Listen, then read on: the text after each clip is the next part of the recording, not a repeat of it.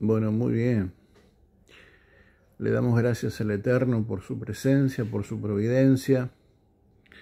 Saludamos a la iglesia de Yehoshua. Le damos gracias al Padre por esta nueva dispensación, este nuevo tiempo que nos pone delante para seguir trabajando en lo que nos corresponde para poder establecer su reino en nuestra vida.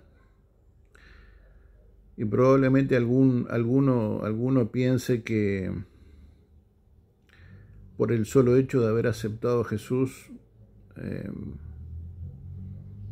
la plenitud del reino de Dios ha sido establecida. Bueno, yo parto de la premisa de que la vida es un maravilloso pizarrón, ¿no? Yo tengo muy cerca de casa el autódromo aquí en el Pinar.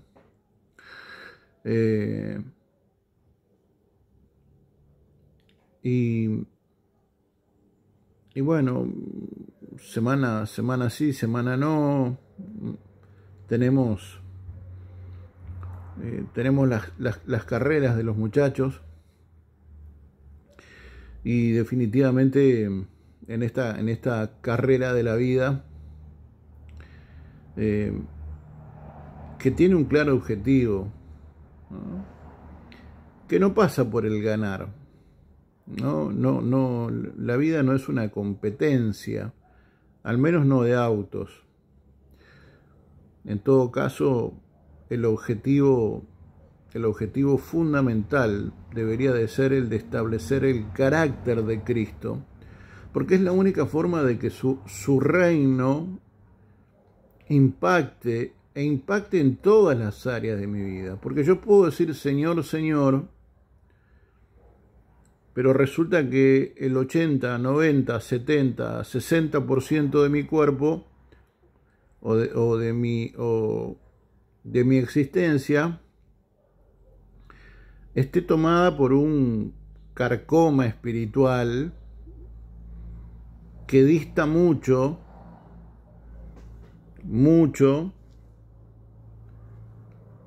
de la persona de Jesucristo. Por lo tanto, el decir Señor, Señor no es garantía de nada. Lo que es garantía, primero, es el Espíritu de Dios.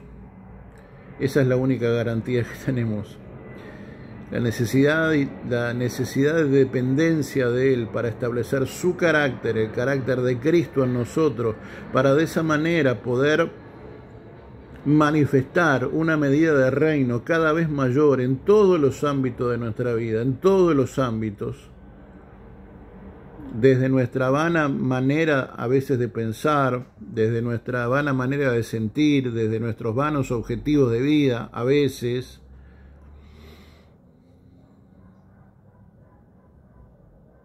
pasando por nuestra vida conyugal, nuestra función como esposo, nuestra función como padre, nuestra función como ministro, nuestra función como siervo, nuestra función como líder o como discípulo. En fin, la vida es un crisol de responsabilidades, todas sustantivas, pero que todas y cada una de ellas apuntan a que yo trabaje de manera concienzuda, seria, responsable, entendiendo que esa oportunidad, ese rol, esa ocupación, sea circunstancial o no, no es ni más ni menos que la oportunidad divina de establecer el carácter de Cristo.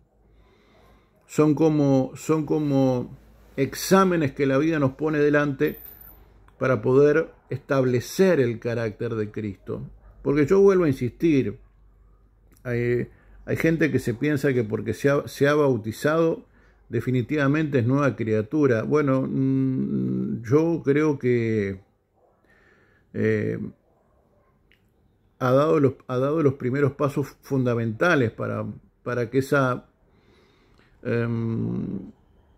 para que la verdad sea establecida. Y es que la verdad no es un concepto, la verdad es una persona, y la persona es Yehoshua, es Jesucristo. Pero yo te puedo asegurar, tampoco quiero ser tan contundente en esto, no quiero generalizar demasiado, ¿no? A veces caigo en ese error y pido perdón por ello. Pero me da la sensación de que a veces somos muy impermeables, muy impermeables. Somos como una prenda de neopreno, porque nos metemos en esas aguas, pero resulta que nos metemos con un traje de neopreno y el agua no nos toca ni el pelo.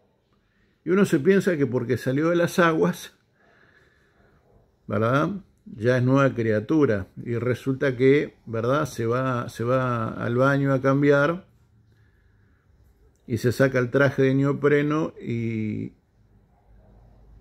por allí toma conciencia de que en realidad el agua ni le tocó. Ni le tocó el agua. No es que el agua por sí sola tenga la virtud mágica de cambiarnos. Estamos hablando de un simbolismo con la importancia de ese simbolismo, porque forma parte de la gran comisión, ¿no? Ir y hacer discípulos, ¿no?, y bautizarlos. Pero el bautismo, yo vuelvo a insistir, más allá de querer hacer demasiado énfasis en algo en lo que no quiero hacerlo, el bautismo es una exposición pública de una decisión personal que implica un contrato con Dios de comenzar a caminar, a transitar, a transicionar en pos del modelo a seguir, en pos del carácter correcto, en pos de la persona idónea. Y esa persona idónea es sí, solo sí, Jesucristo. El tema es que, vuelvo a insistir, a veces no importa la cantidad de charlas prebautismo, no importa a veces el acto del bautismo en sí, sino que lo que importa es el corazón. Y a veces el corazón, vuelvo a insistir, está cubierto por una coraza de neopreno en donde el agua no le entra ni por casualidad. Y lo que nos termina pasando en la vida es lo mismo que es a esos hijos de sacerdotes que, seguramente incitados en su curiosidad personal por ver el ejercicio de la autoridad de Pablo, claro, una autoridad que no era de él, una autoridad delegada, pero que de alguna manera había sido ganada, porque Jesús conocía a Pablo, Dios conocía a Pablo.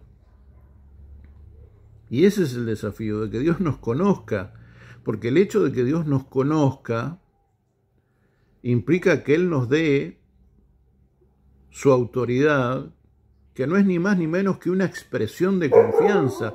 Hoy la iglesia adolece del poder de Dios porque no nos hemos ganado, por no decir que hemos perdido su confianza, porque a la hora de reflejar el carácter de Cristo, resulta que nos tenemos que andar sacando el traje de neopreno con el que prácticamente convivimos. Y nunca está de más repasar ese maravilloso episodio en donde estos hijos de sacerdote quieren hacer una suerte de exorcismo, ¿verdad? Y se embarcan en una batalla perdida desde el Génesis, por una sencilla razón. Dios no los conocía a ellos. Y por tanto, si Dios no te conoce, Dios no te puede empoderar, porque Dios te tiene que conocer. Porque vuelvo a insistir, Dios no le entrega una medida, una expresión de confianza, llámese poder, gloria, unción, si no te conoce primero. A Pablo sí conocía, pero a ellos no los conocía. El mundo espiritual no los conocía. Porque el mundo espiritual te mira a partir de quién es tu cabeza. Y acá no me quiero meter en un lío, ¿no? Por eso habrán escuchado por allí, ¿no? Tanto brujo que dice cuál es su demonio de cabecera, ¿no? Bueno, nosotros tenemos una cabeza, sin duda. Disculpen la comparación. Disculpen la comparación. Pero es simplemente a modos de dar ejemplo, ¿no? De intentar graficar, de intentar de ser claro. Pido perdón si para alguno es ofensivo, de ninguna manera fue mi intención. Pero nuestro Señor Yahushua es nuestra cabeza, Él es nuestro modelo a seguir, Él es el que nos da la autoridad de. Nosotros vamos en su nombre, nosotros estamos insertos en Él, porque Él nos conoció, porque Él nos amó primero. Pero tuvo que haber un sí, al menos en una medida, para darle cabida a que pudiéramos comenzar a tener amores y de esa manera poder exponerle todos los días nuestra vida para que Él vaya permeando, ¿verdad? Como esa ola que va golpeando contra la roca y la va formando, ¿no? Y cuando estos hijos de sacerdotes se enfrentan a este endemoniado, bueno, además está decir que los molieron a palo, ¿no? Salieron corriendo y desnudos, porque el propio demonio les dijo a Jesús conozco, a Pablo conozco, pero a ustedes no los conozco.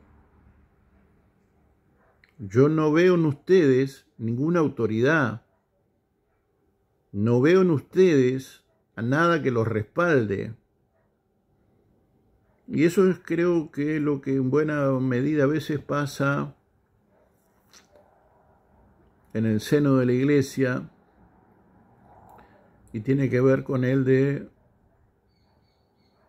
establecer la autoridad correcta, que se manifiesta sí, solo sí, cuando el carácter correcto es establecido.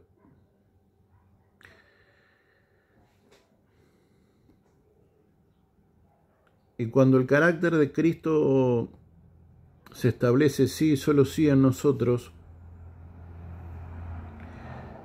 el propósito de Dios comienza a ser fecundo. Porque en esta suerte de pizarrón llamado vida, en esta suerte de carrera, en donde el objetivo no es ganar, el objetivo es establecer el carácter de Cristo, porque cuando yo hablo de establecer el carácter de Cristo, no es de andar copiando a nadie.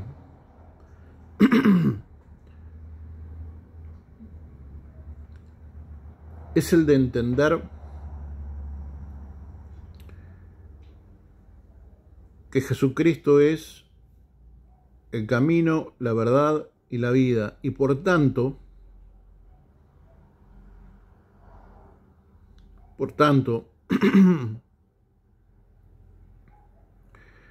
esta condición que nos ha sido dada, que necesita ser perfeccionada, el problema es que para poder perfeccionar esta condición hay solamente una forma de alcanzarla.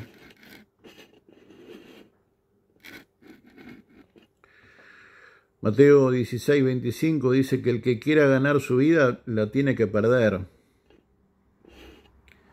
Y ese es uno de los graves problemas que tiene la iglesia, y es que no quiere perder su vida, no quiere perder su carácter, no quiere perder su razón, ¿no? No quiere perder, quiere tener siempre la última palabra. Y ese es un grave problema, porque esa condición, a la hora de enfrentarnos a la responsabilidad de la comisión que Dios nos ha delegado, bueno, somos ineficaces, porque estamos yendo no en el nombre de Jesucristo, sino en nuestro nombre propio. Y nuestro nombre propio no es garantía de nada, no es autoridad de nada. Es su nombre en mí el que manifiesta autoridad, el que ejerce autoridad, el que tiene autoridad. Pero para eso yo tengo que morir. Es necesario que yo mengüe para que Él crezca. Por eso hay tantas iglesias que no tienen propósito. Porque hay demasiado yo y muy poco Cristo.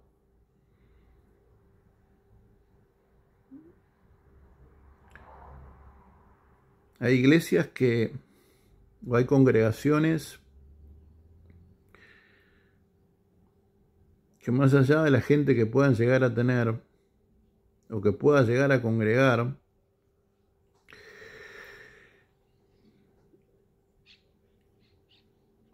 a veces no son funcionales a los propósitos eternos. Porque lamentablemente se adoctrina a la gente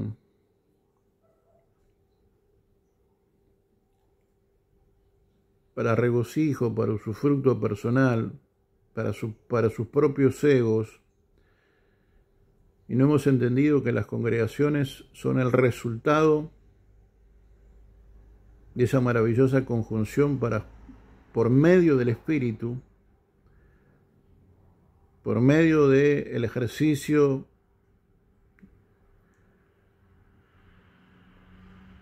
de las distintas y de las virtudes de las distintas oficinas ministeriales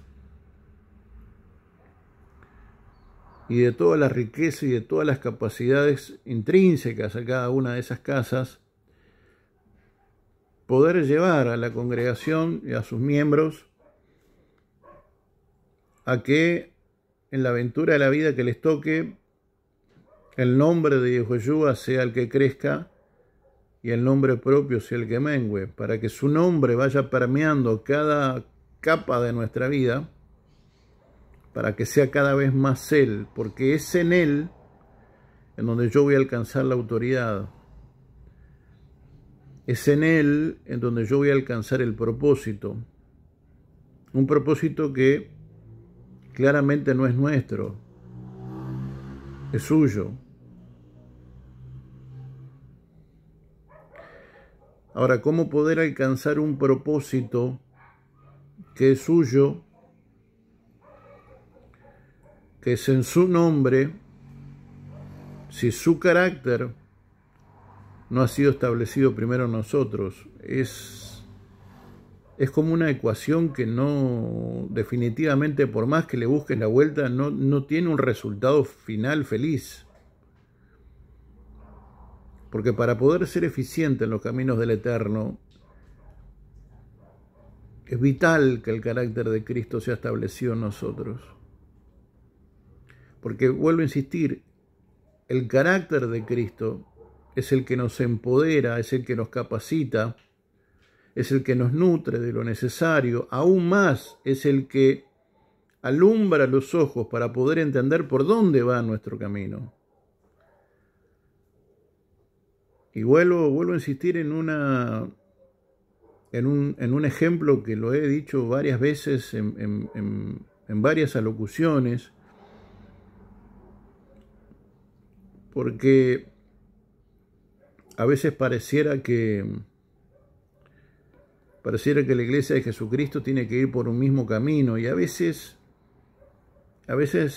me parece que es sensiblemente peligroso esa afirmación. Lo importante es tener claro cuál es el camino que Dios ha trazado para mi vida, que no es el mismo tal vez del que Dios ha trazado para tu vida. Lo que sí es claro es que la iglesia de Jesucristo tiene que tener un punto final común.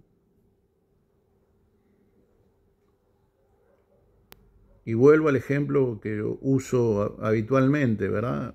Imagínate que la iglesia de Jesucristo tiene que confluir en Ejido y 18 de Ejido. Y tal vez a la congregación de tu vida le toque ir por 18 desde el obelisco hacia el centro. Tal vez a la congregación de mi vida le toque ir desde la Plaza Independencia por 18 en dirección de Ejido. Tal vez algunos lo hagan por San José. Tal vez algunos vengan por Soriano y doblen por Ejido. Tal vez algunos vengan por Paysandú, den la vuelta, y yo qué sé. Eso es absolutamente personal. Que tiene que haber un punto claro, común, sin lugar a dudas. Pero no significa necesariamente que todos tengamos que hacer exactamente lo mismo, ni nada que se le parezca. Ahora, eso se me va a revelar cuando se me sea revelado el carácter de Cristo.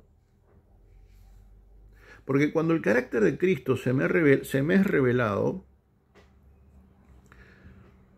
se me es revelada cuál es la comisión y se me es revelado el camino por el cual yo debo de transitar.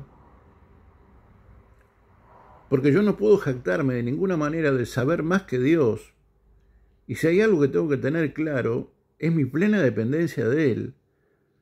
Y es el ir por donde Él quiere que yo vaya. Y seguramente, por los distintos tratos que Dios vaya teniendo con nosotros para poder incorporar su carácter en nosotros, bueno, tal vez el camino de algunos sea un poco más sinuoso que otros, un poco más largo que otros. Lo importante es llegar. Lo importante es estar a la altura de lo que Dios espera a nosotros, porque la vida es una expresión de confianza de parte de Dios. Y no podemos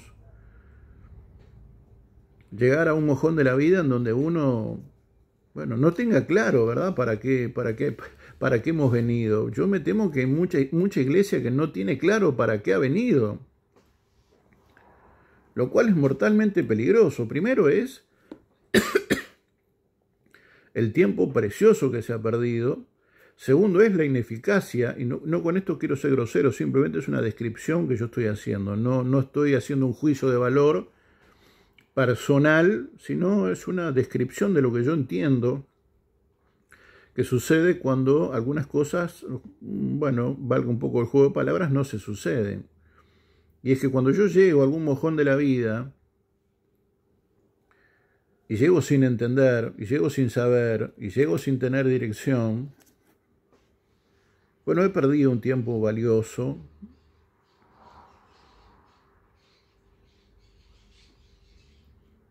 He perdido la oportunidad, circunstancialmente, de establecer la plenitud del carácter de Cristo en mí, porque yo quiero volver a insistir sobre esto porque me parece medular.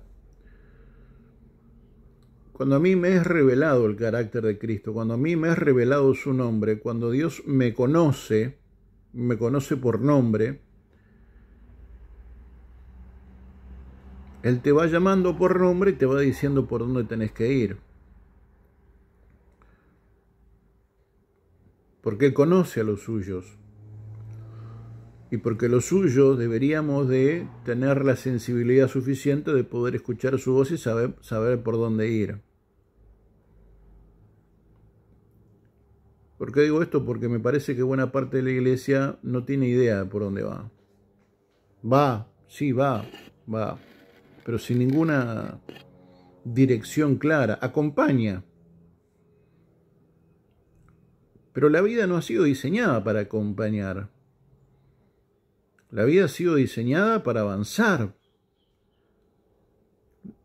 O sea, es como esas películas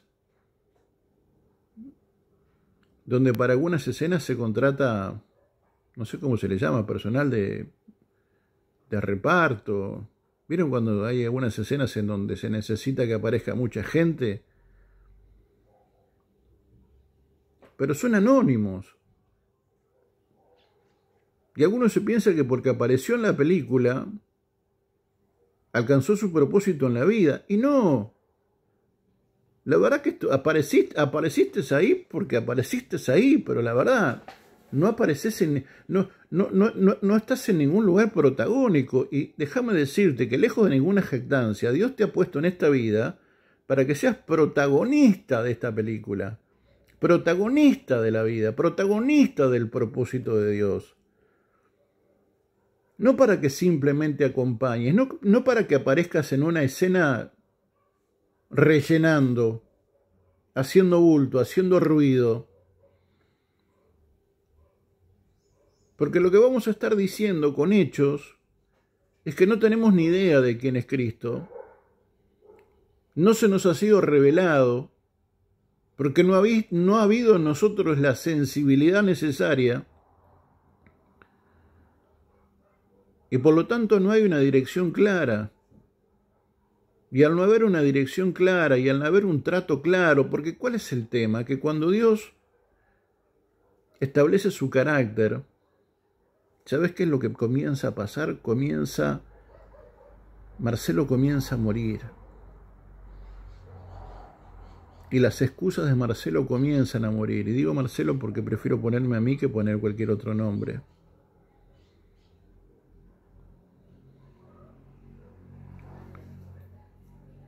Porque resulta que en el plan protagónico de Dios para tu vida hay un ejercicio ministerial que implica una exposición pública. Pero resulta que al Marcelo de la vida, valga la redundancia, la vida le trató de tal manera, la cultura y la herencia le trató de tal manera que tiene tal nivel de baja estima que se cree absolutamente incapaz de pararse detrás de una plataforma delante de 50, 100, 200, 10, 5, no importa, para poder compartir lo que Dios dice que se comparta en ese momento. Entonces, es vital entender la urgencia de establecer el carácter de Cristo, porque es el carácter de Cristo el que va provocando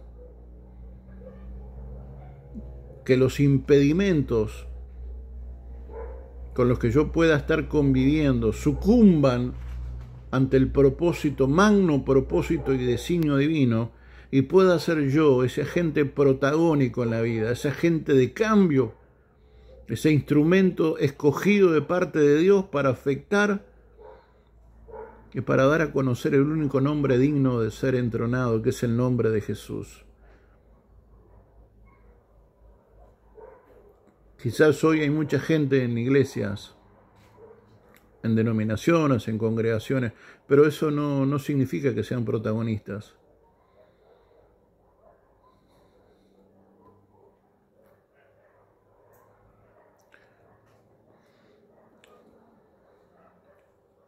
En determinado momento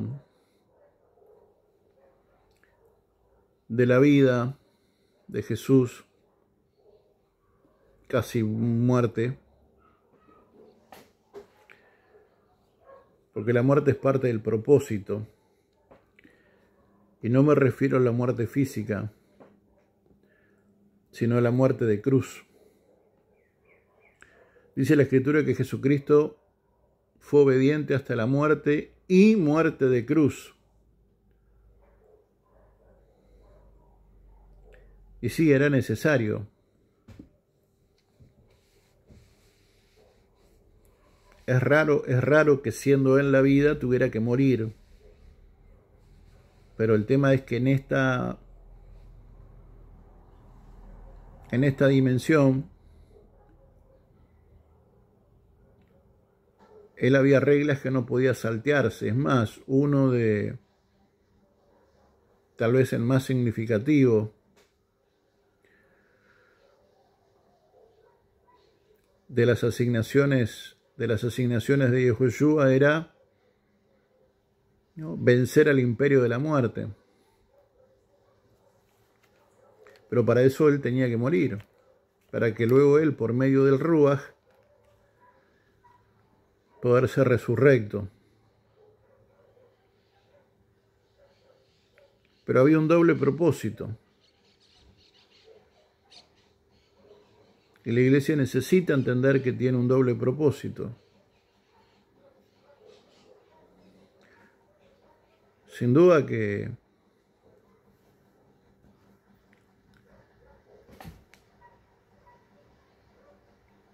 y no con esto quiero herir la sensibilidad de nadie, ni nada que se le parezca.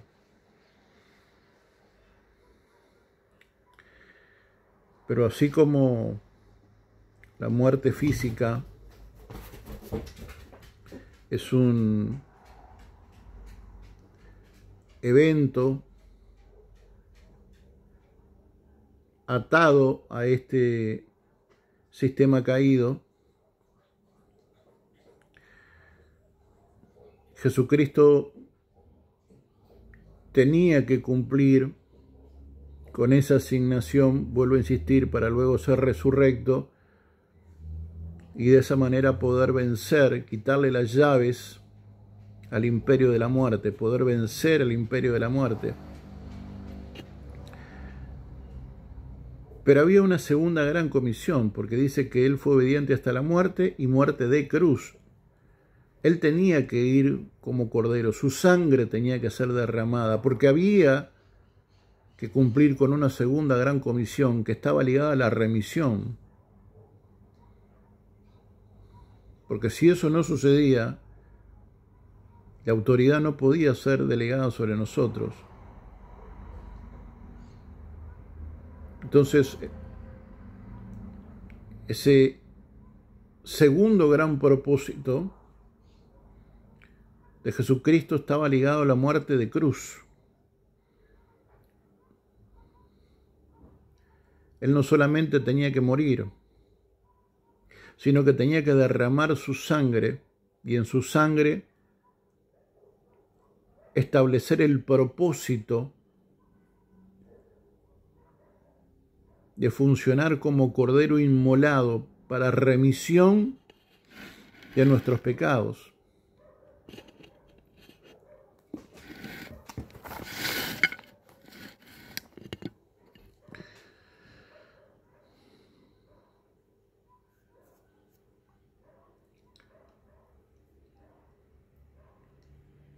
Y Yahushua no solamente tenía que morir para vencer al imperio de la muerte, para luego ser resurrecto por medio del Espíritu, sino que tenía que cumplir con una segunda asignación, y yo quiero centrarme en esta.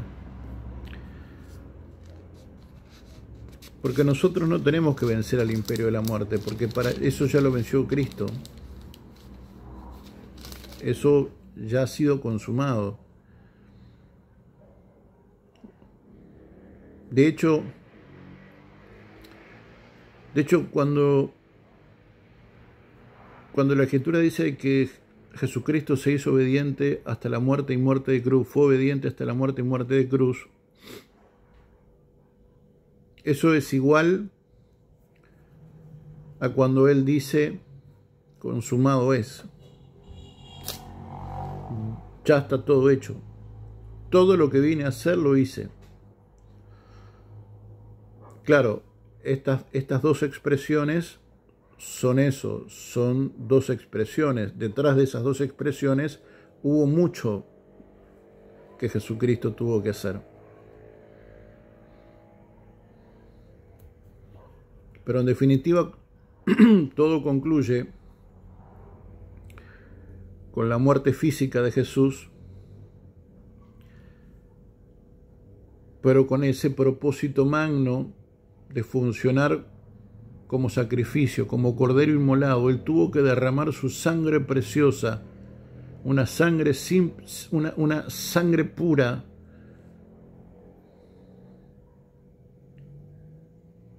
para de esa manera hacer remisión de pecado y de esa manera cumplir a cabalidad el propósito para el cual Yehoshua vino a esta dimensión, a este plano.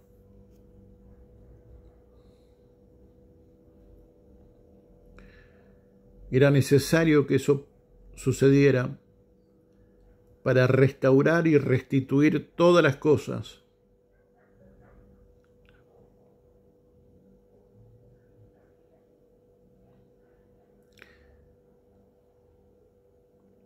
Pero yo me pregunto, ¿cuánta iglesia sabe cuál es su propósito? Jesús lo sabía. A los hechos me remito, Él lo hizo. Pero me pregunto yo, ¿cuánta iglesia sabe cuál es su propósito? Claramente nosotros no necesitamos morir, no en términos físicos, a eso me refiero, ¿no? Tampoco tenemos que derramar nuestra sangre, no sirve de nada, lo único que vamos a hacer es morir desangrado, nada más, que Dios nos libre y nos guarde. Nuestra sangre no tiene ningún valor, es su sangre, por su sangre. Pero detrás de este ejercicio, detrás de esta magna comisión, lo que hay es un propósito eterno, un propósito divino. Y yo me pregunto, o reflexiono, pienso en voz alta, ¿no será que el establecer el carácter de Cristo en nosotros a plenitud implica el poder entender cuál es nuestra comisión, que claramente no pasa ni por morir ni por derramar nuestra sangre? Esa era su comisión. Ahora, ¿cuál es la nuestra? Y te ruego que no me vengas con el ir y hacer discípulos, no. ¿Cuál es la gran comisión de la iglesia? ¿Cuál es el propósito? Porque hay un propósito de carácter corporativo, pero hay un propósito de carácter individual. Y a veces para poder alcanzar uno es necesario trabajar sobre el otro.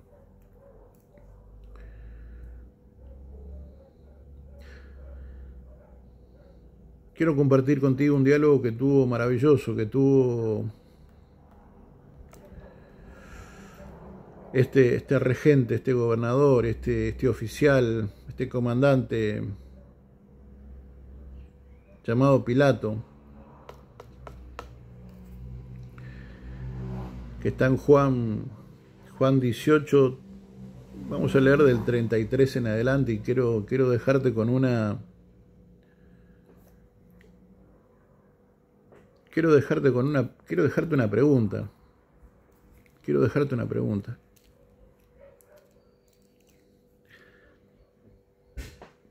Juan 18:33. Pilato volvió a entrar al pretorio, ¿no? El pretorio era considerado como lugar en donde, bueno, era la residencia del comandante, la residencia de este oficial, pero también era considerado como el lugar en donde se administraba justicia, ¿no? Algunos dicen que era también una suerte de fuerte o de lugar en donde residía el comandante y las fuerzas ¿no?, pretorianas, ¿no?, del Imperio Romano. No importa. Lo que sí es claro es que era un lugar de juicio. De hecho, allí fue juzgado. Pilato volvió a entrar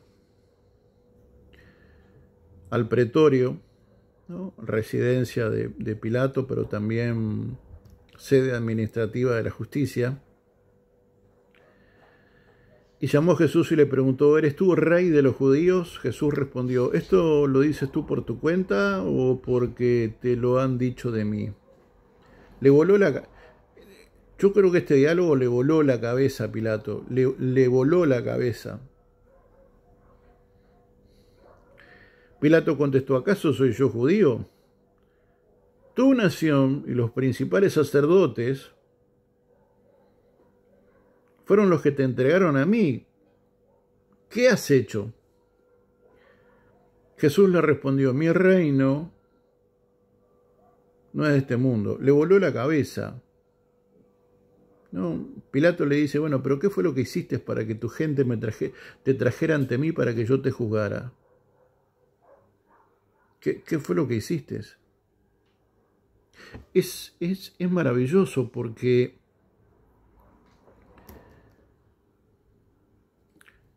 cuando es llevado por la turba, pero también por los fariseos, por la casta religiosa, es llevada ante Pilato.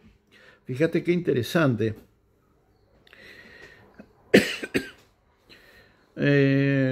Estamos en Juan 18, 28. Entonces llevaron a Jesús de casa de Caifás al pretorio. Era muy de mañana. Bueno, vamos a saltearnos esto. ¿Qué acusación traen contra este hombre? Ellos respondieron: si este hombre no fuera malhechor, no se lo hubiéramos entregado.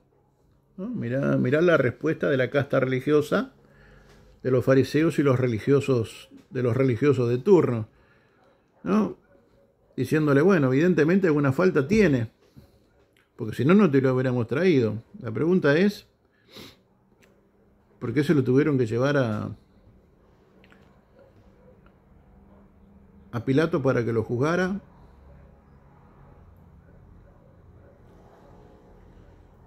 O mejor dicho,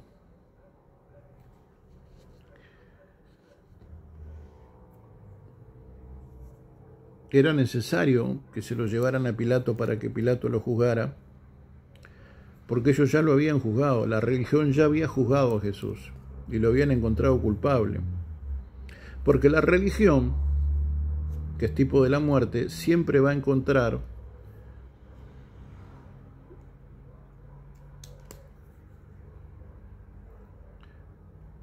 a Jesucristo culpable.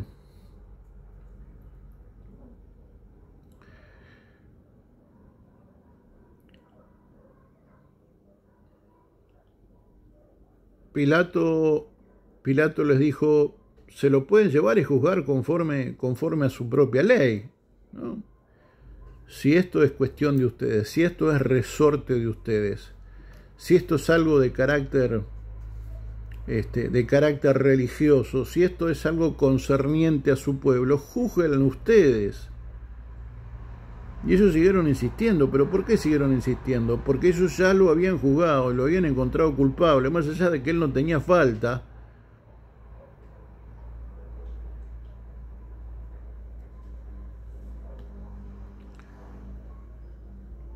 Y esto tiene mucho que ver con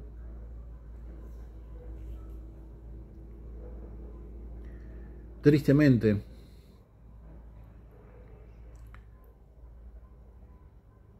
con el hecho de que su propio pueblo lo condenó, su propio pueblo hizo lo indecible por crucificarlo. Pero ¿por qué si él era el rey?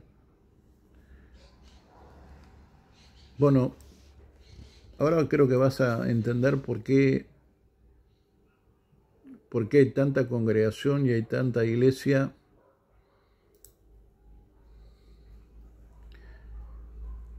que cuando hay alguna evidencia alguna evidencia del Espíritu, cuando hay alguna manifestación del Espíritu que de alguna manera atenta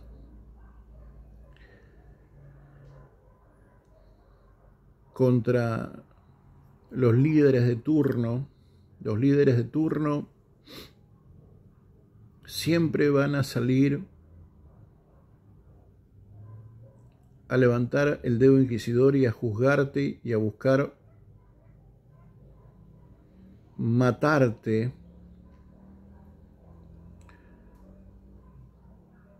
porque lamentablemente la casta religiosa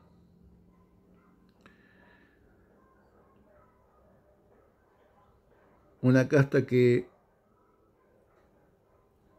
se ha encargado de ocupar un lugar como si le correspondiera y pretenden vivir eternamente, perpetuamente en ese lugar, sin entender que ese lugar no le corresponde,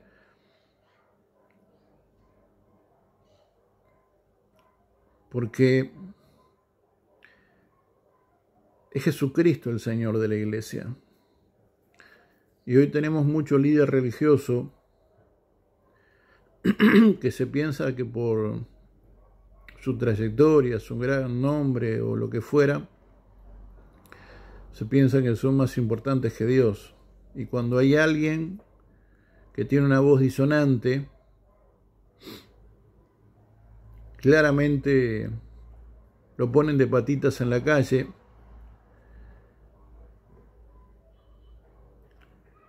porque lo que buscan es seguir reinando ellos,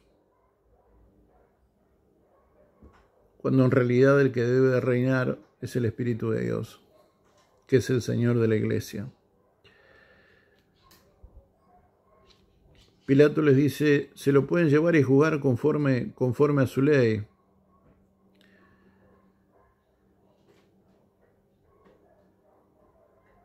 Pero es muy interesante lo que viene a continuación. Dice, a nosotros no nos es permitido dar muerte a nadie, le dijeron los judíos.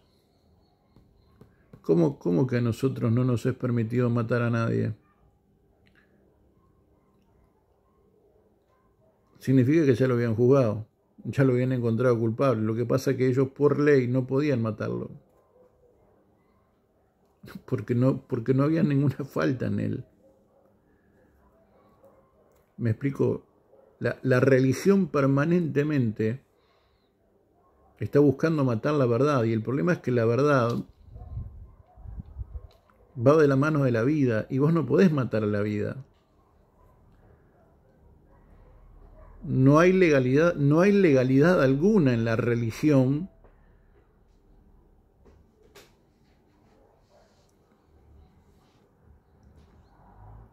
no hay virtud alguna en la religión, porque la religión es eso, es religión que permita matar a la vida. La religión había pretendido matar a la propia vida y se dieron cuenta de que no podían.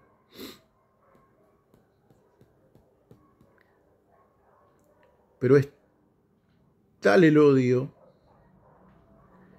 es tal la necesidad de estar enquistado en el poder, como si eso fuera una razón de ser y de existir, que esta gente buscó todos los recursos habidos y por haber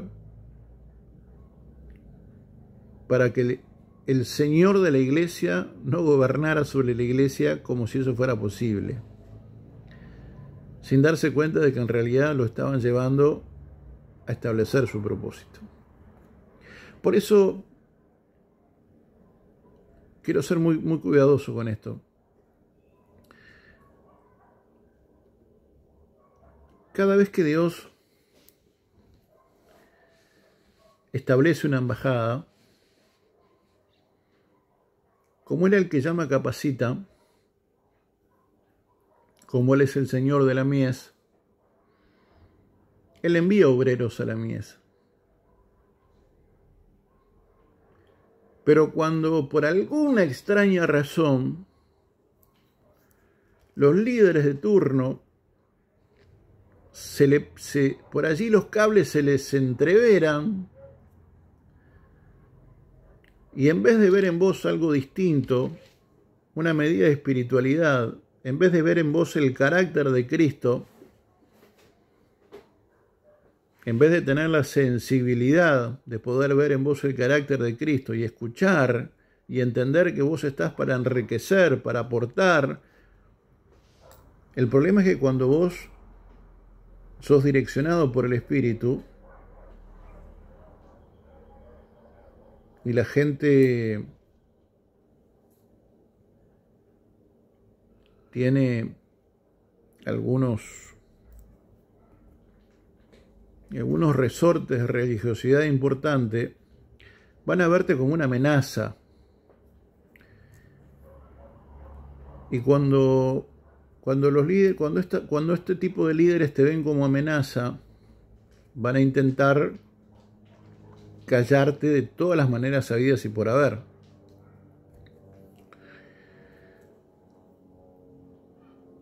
Pero como Dios es bueno, así como te puso para que fueras un aporte para esa comunidad, cuando la comunidad no te acepta, porque en realidad no acepta la vida de Dios, sino que lo que pretenden es seguir manteniendo su torre de Babel, es el propio Ruach que te puso, es el propio Ruach que te saca. Cuando hay un hombre y una mujer de Dios con una sensibilidad suficiente como para poder escuchar la voz del Espíritu. Y como hay una vida del Espíritu, el Señor permite determinados tratos en tu vida para luego hacerte parte de otra embarcación y nutrir y ser nutrido a partir de esa embarcación.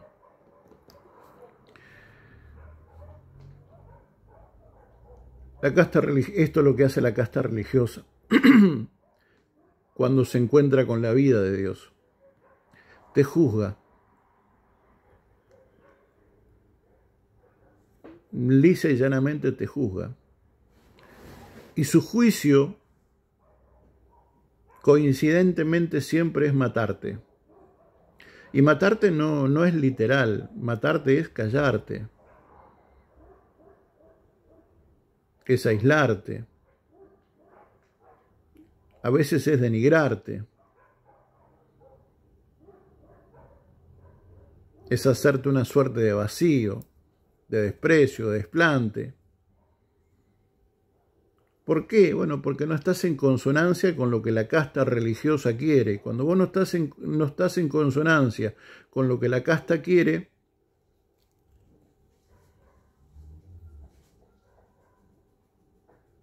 toman posición. Y esa posición siempre es la misma. La posición de la religión organizada siempre va a ser la misma para la vida del espíritu. En un hombre o en una mujer de Dios. ¿Y cuál es, varón? A nosotros no nos es permitido dar muerte a nadie, le dijeron los judíos. Y sí, quieren matarte.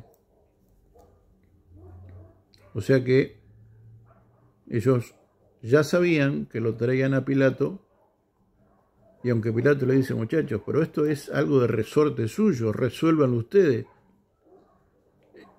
Y lo que le estaban diciendo entre líneas es, ya lo resolvimos, amigo Pilato, ya lo resolvimos. Hay que matarlo.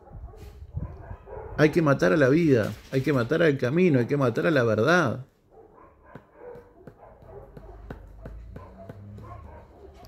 Y eso es lo que la religión organizada sigue intentando hacer para con los hombres y mujeres de Dios que han decidido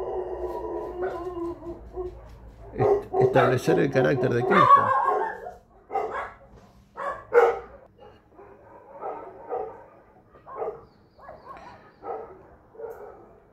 Esto sucedió para que se cumpliera la palabra que Jesús había hablado, dando a entender qué clase de muerte iba a morir.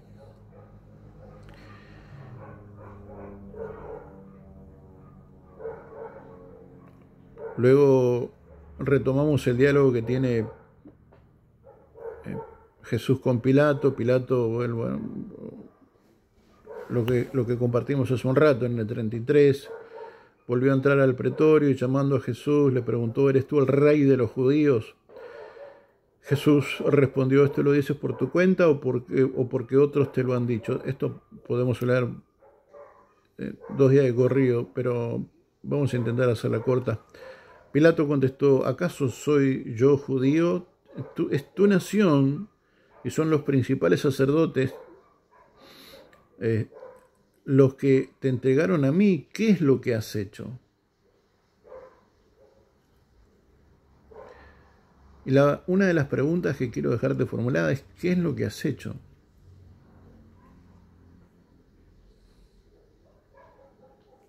¿Qué es lo que has hecho?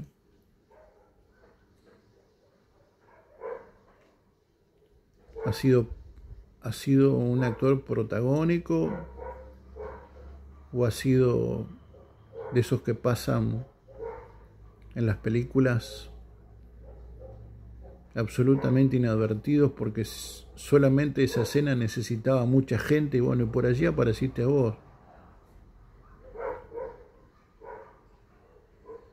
Pero fuiste un rostro muy ocasional, capaz que ni siquiera un rostro, capaz que fue el perfil, capaz que fue la espalda, capaz que ni siquiera fue la cara, ni siquiera se te vio la cara.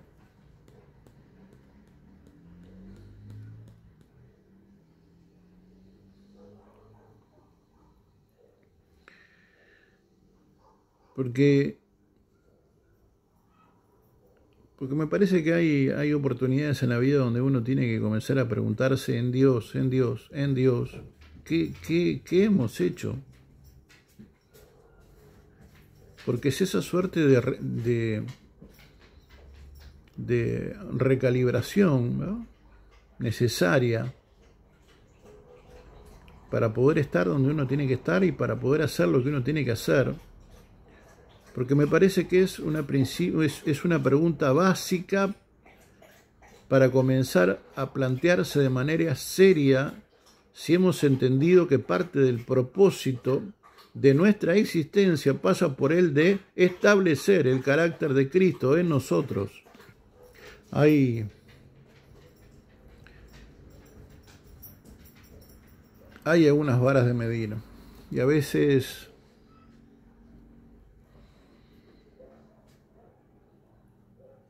el pegarle al perro genera algunos dolores.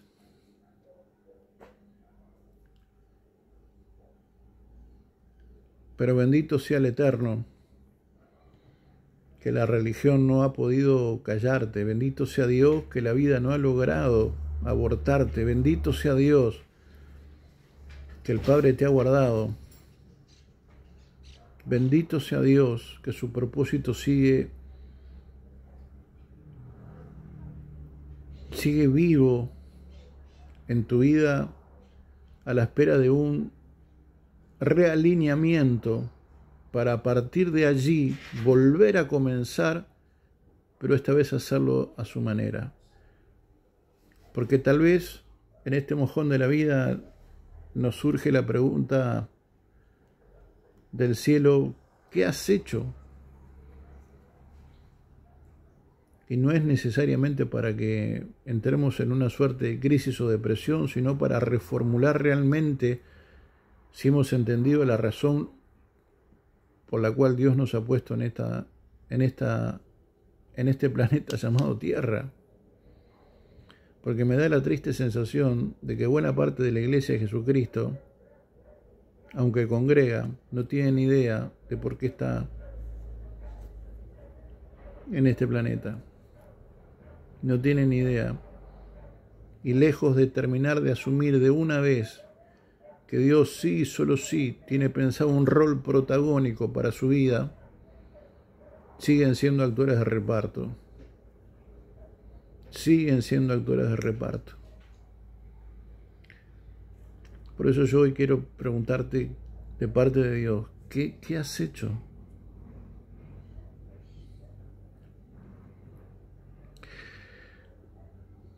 Vuelvo a insistir, a Pilato le vuela la tapa de la cabeza, Jesús le vuela la tapa de la cabeza. Y le responde, mi reino no es de este mundo. Si fuera de este mundo, entonces mis servidores pelearían para que yo no fuera entregado a los judíos. Pero ahora, mi reino no es de aquí. Cuando Jesús le da esta explicación, esta devolución, ante la pregunta ¿qué has hecho? Jesús le dice, mi reino no es de este mundo.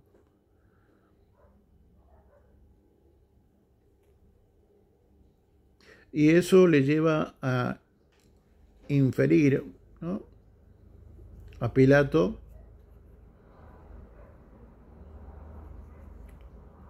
de que probablemente la razón por la cual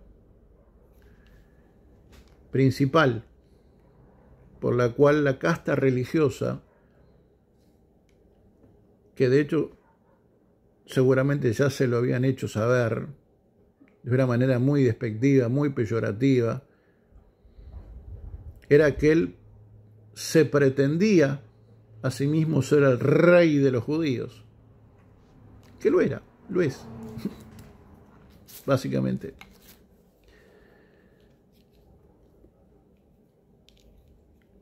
Y Herodes, y Pilato le dice, así que tú eres rey, ¿no? Como comenzando a deshilachar todo esto y a entender de que en realidad él estaba en ese lugar porque la iglesia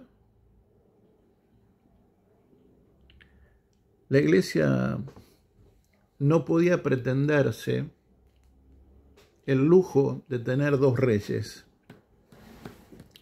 ¿Cómo pretenderse el lujo de tener dos reyes? Sí, porque aparte del genuino rey que se llama Jesucristo, querían seguir siendo ellos los reyes de la iglesia.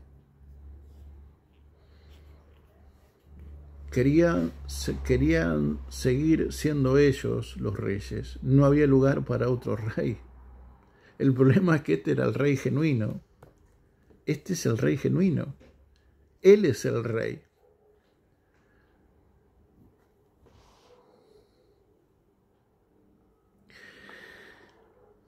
Así que tú eres rey, dijo. Tú dices que yo soy rey, respondió. Tú dices que soy rey, respondió Jesús.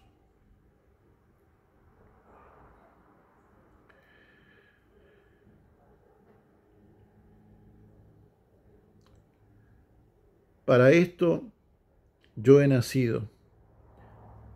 Para esto he venido al mundo, para dar testimonio de la verdad. Todo el que es de la verdad, escucha mi nombre. El texto continúa. Pero ante la pregunta de Pilato de qué es lo que has hecho, que creo que es una buena pregunta para hacerse, a título muy personal, Jesús le sale con que Él está en este plano, pero que su reino no es de este plano. Él está circunstancialmente en este lugar cumpliendo con un propósito, llevando adelante una misión, una comisión divina, que implicaba todo este tipo de situaciones, que implicaba que Él tuviera que pasar por las desventuras que tuvo que pasar por amor de nosotros. Él sabía cuál era su lugar, sabía lo que estaba haciendo, y aún a sabiendas de que siendo Él el Señor de la iglesia tenía que pasar por todo este escarnio, se expuso a este escarnio por amor de nosotros. Pero Él siempre supo lo que era. Él siempre supo quién era. Vuelvo a leer. Del 37 en adelante. Así que tú eres rey, le dijo Pilato. Tú dices que yo soy rey, respondió Jesús.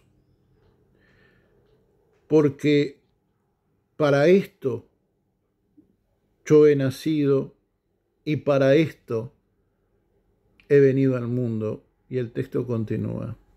Y quiero dejarte con esta segunda pregunta. ¿Tenés claro para qué has venido a este mundo? Jesucristo le dijo, para esto yo he venido. La iglesia sabe para qué ha venido. Cuando hablo de iglesia individual.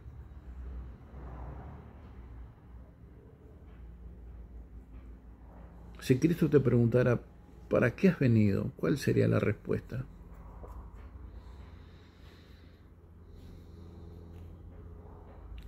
Para esto yo he nacido. Para esto yo he venido a este mundo.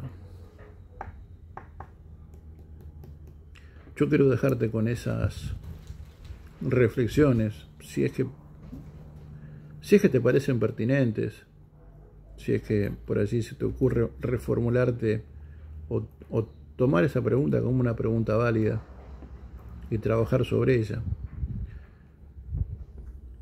Porque me parece que son 2 reformulaciones o 3 reformulaciones, comenzando por ¿qué has hecho? No, pero yo tengo 30 años de evangélico. ¿Qué has hecho? No, pero yo tengo 14 seminarios. ¿Qué has hecho? Porque hay que preguntarle a Dios lo que es importante, lo que tenemos que hacer. Porque yo te puedo dar a vos 1000 cosas buenas que he hecho, a mi humilde entender. Pero capaz que de esas 1000 hay 2 que para Dios son genuinamente importantes. Las demás son toda vanidad. Las demás son cosas que a mí me parecían que eran buenas hacerlas. A mí me parecía que por ahí estaba bueno. A mí me parecía. Pero no es lo que a mí me parezca. Es lo que Él determina. Por eso la primera pregunta es, ¿qué hemos hecho? ¿Qué hemos hecho en todos estos años? Y la segunda gran pregunta es, ¿para qué has venido?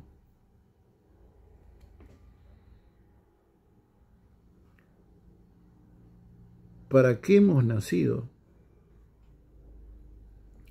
¿Sabemos para qué hemos nacido? ¿Sabemos para qué Dios nos ha puesto en este mundo? ¿De verdad lo sabemos?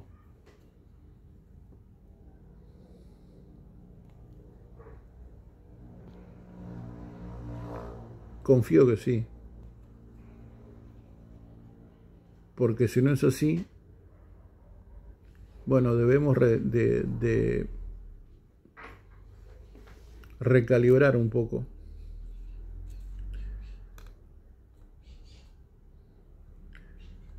Porque el hecho de preguntarnos para qué hemos nacido y para qué hemos sido puestos en este mundo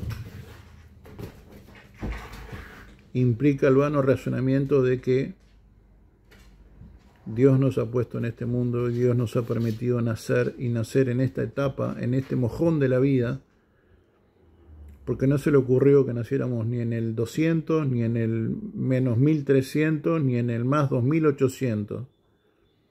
Yo nací en 1974.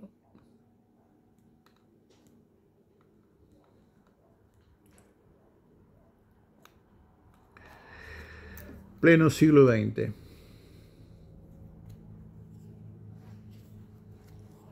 Bueno, y parte del 21, ¿verdad?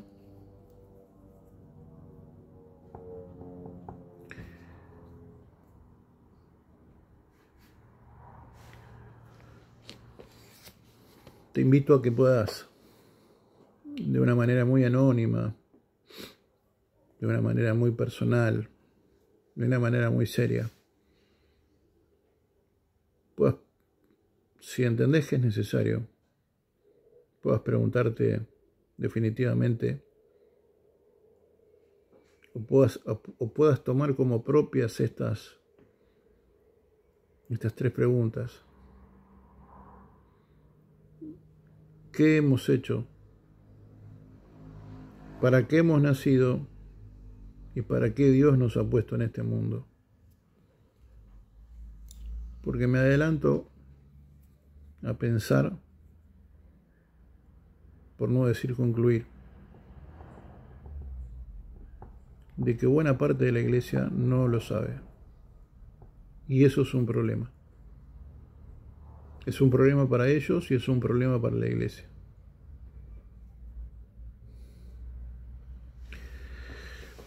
Que el Eterno bendiga tu vida. Confío que sean preguntas que generen masa crítica, una genuina introspección, y que te posicionen y me posicionen de una mejor manera, para estar mejor parados, para que el día de mañana, cuando nos enfrentemos a lo que nos tengamos que enfrentar, no nos pase lo mismo que a estos hijos de fariseos, que en ese caso fue un demonio,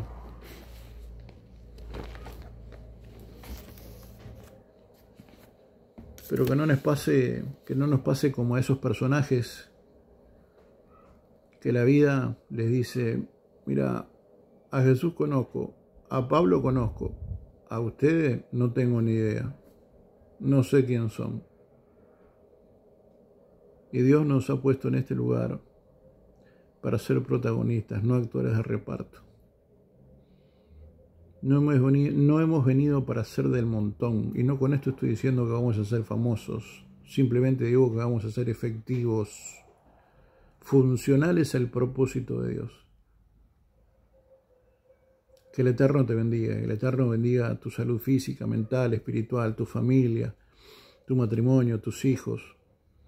Que el Señor bendiga la obra de tus manos, que el Señor bendiga tu familia, que el Señor bendiga tu entrada y tu salida. Amada Iglesia del Eterno,